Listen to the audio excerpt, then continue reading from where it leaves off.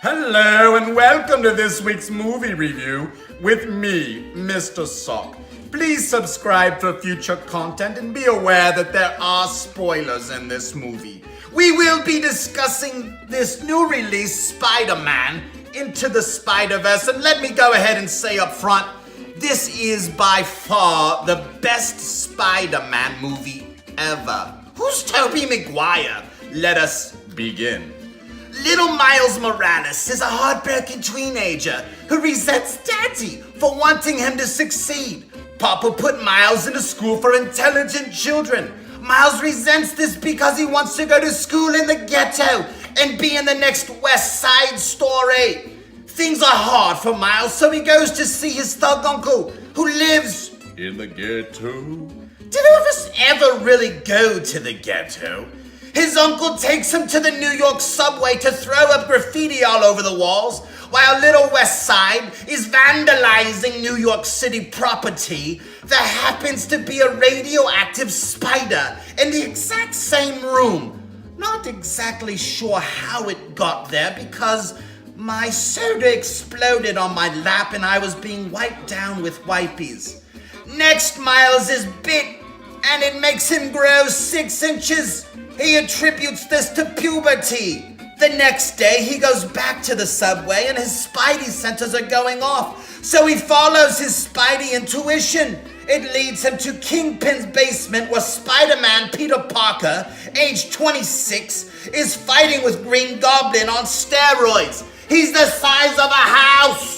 He discovers that New York's earthquakes of late have been caused because Kingpin has created a multiverse collider where he hopes to bring his loved lost ones back to his world through a portal from another one.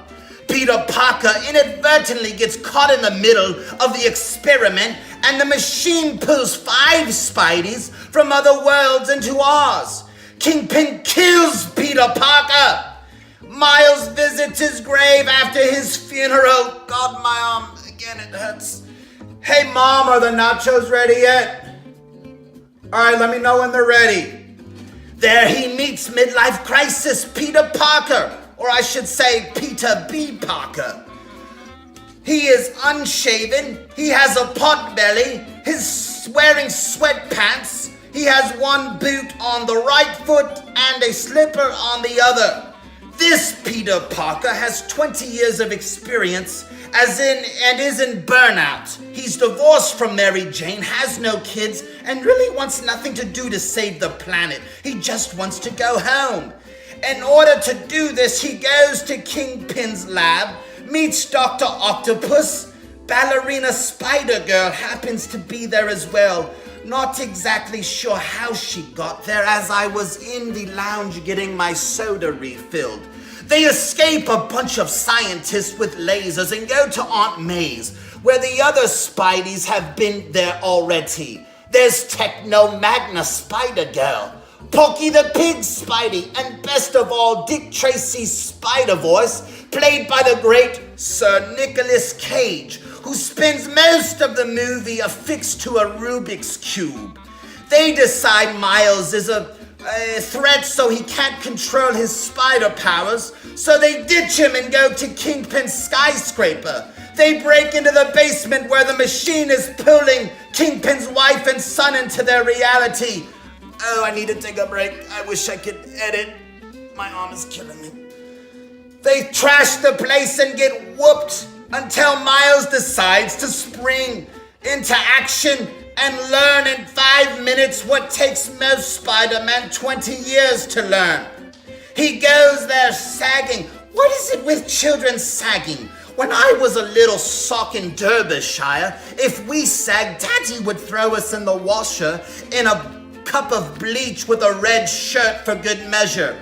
Spidey Miles saves everything, and you get a warm, fuzzy feeling.